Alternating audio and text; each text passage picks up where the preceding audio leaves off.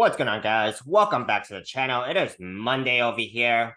Bitcoin, as we speak, is very close to that 25K level. Earlier today, it has actually dropped slightly below 25K. What could this mean for a lot of the altcoins? Could this actually be the breakdown of Bitcoin as I've been talking about, as it's been getting really close to that possible breakdown point? How would it affect AllianceBlock NEXERA, the token, which will be the main topic of this video? We're going to take a look into the charts here, take a look into some upwards and downwards price targets for NEXERA, as well as some key price levels that we should be paying attention to in order to go either direction. I'm going to be giving you guys my personal sentiment and opinion on this market. So make sure to stay around for that later in this video. Of course, none of this is financial advice. It's purely my personal opinions and speculations. I am not a financial advisor, nor am I an elite trader of any sorts, even though I am a profitable trader who's been able to keep most of my profits during the last bear markets. But I am looking to crush it here for the next bull cycle. So if you guys feel the same way, hit that like, hit that subscribe button, and let's take a look into the charts here. So we do have NEXERA currently at about 4.9 cents, and it is down about 3% today. Okay, so let's take a look into this chart here for NEXERA, because it's still a relatively new coin. It has just came into the market at about March of this year. Since then, price action has gone from, at least, just looking from this chart, I've checked another chart and it's not giving me older data. So I'm going to assume that this came into play. This is the earliest data that we have, and it looks relatively new based on this chart, right? So it has came into play on at about 4.3 cents area. Went as far up as about 11 cents-ish, right, in that area. And then since it has hit about 11.5 cents, price action has been on this downtrend. Let's look at what's going on here, okay? So we do have a falling wedge on this weekly time frame that has been forming for the past couple of weeks since July, right? Since it has hit about 8.4 cents here. It's been on this falling wedge, this smaller falling wedge, okay? What could be happening here? So let's take a measure move out of this falling wedge here, which is taken by measuring the opening of the pattern and then putting this measurement on top of a expected breakout points. I'm just gonna put it close to what it seems to be the end of this pattern here, at least from here, right? Things could happen. The pattern could get extended. It could get broken down from, or it could actually break out. Falling wedges typically break out to the upside, typically, okay? So I'm gonna put it on, towards kind of the end of this pattern. So it's still got some more way to go, even though it's getting pretty tight, right? Let's just say it breaks out by October 1st of this year.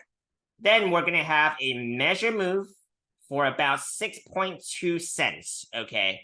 That is the measure move. It's an estimate. It's a smaller measure move. It's a little bit about like maybe 20% something move, right? So that is basically what I'm seeing here for this smaller time frame, okay? Smaller measure move here. Let's see what it does if it actually breaks out of this pattern.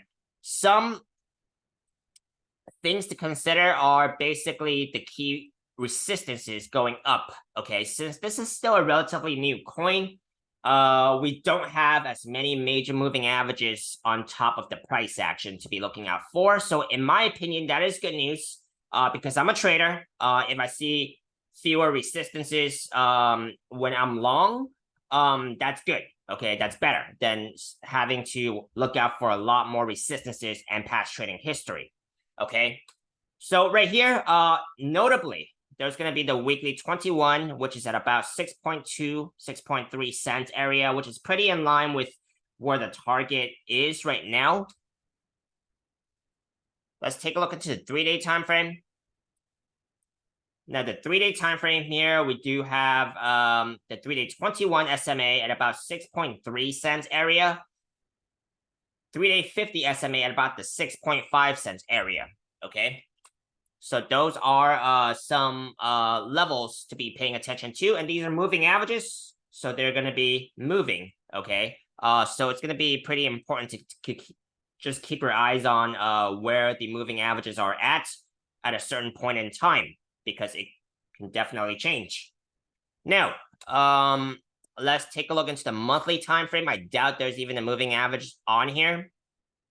No, there isn't. Okay, so let's take a look into the downside here. We're gonna take a look into the downside for support to be paying attention to, since we don't have any major moving averages below the price action.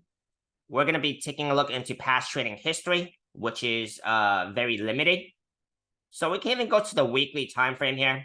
Okay, the first level here immediately would be about the 4.8 cent area coming from this, this red candle over here from June 5th, right? The next level down would be coming from this wick right here, would be about that 4.5 cents area.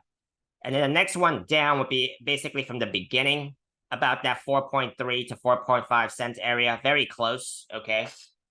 So those are going to be some supports where the price action could bounce, if the price action actually gets down to those levels.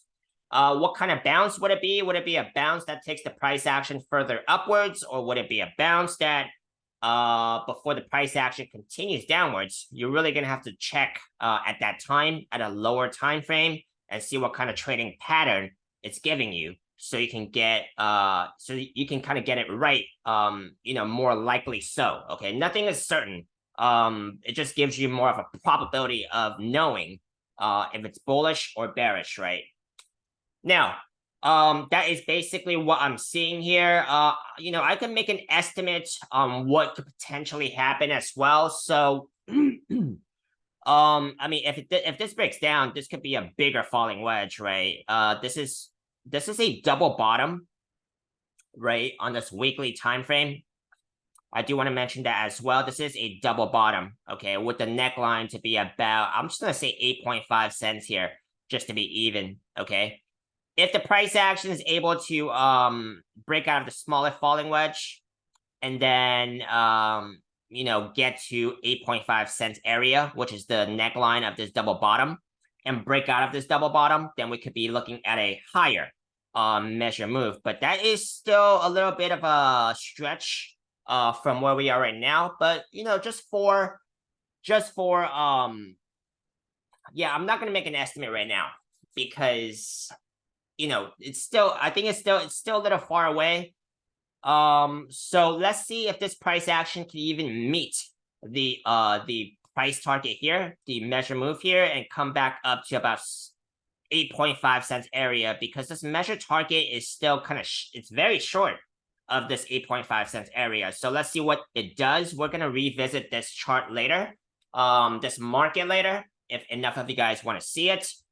Do drop a like, comment, and subscribe, letting me know that you guys want to see more of this market and you guys want to follow up from me. Now, if you guys have made it this far into this video and don't already have a Webull account but want to get some free stocks, make sure to check out my referral link down below. They're still giving away free stocks valued up to $3,000 when you guys sign up for an account and deposit $100 US. Terms and conditions do apply, and I will also get a referral bonus if you guys sign up using my referral link down below. I did enjoy using Webull as an exchange for trading both cryptos and stocks. But with any exchange, I would not put most or all my money into any one exchange, no matter how big they are, how small they are, how trustworthy they are. I personally diversify my funds across several exchanges, so in case one goes down, I won't get wrecked. So if that sounds like something that makes sense to you, check out my referral link down below. Now let's get right back into this video. I'm going to share with you guys my sentiment and opinion on this market and what I really think. Now, what I really think is, what I've been saying for the past couple of weeks, and even longer than that if you guys have been with my channel for the past couple of years, right? It's really going to depend on Bitcoin. And Bitcoin today had a pretty big day in terms of a move down here, okay? It's basically, in my opinion here, it's basically broken. Yeah, it's broken this rising channel pattern, okay? So we're going to have to discard some scenarios we've been talking about. Let me check one more time, okay? Is there any other way? No, I'm pretty sure this rising channel pattern is broken. Yeah, because the bottom trend line is way too flat for the upper trend line for me to consider the rising channel pattern to be intact. They should be at least, with the same kind of steepness, right? At least close, but the bottom trend line is way too flat for the upper trend line.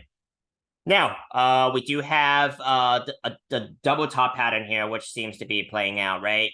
However, so basically, if this price action breaks 24.7K, I've been talking about that.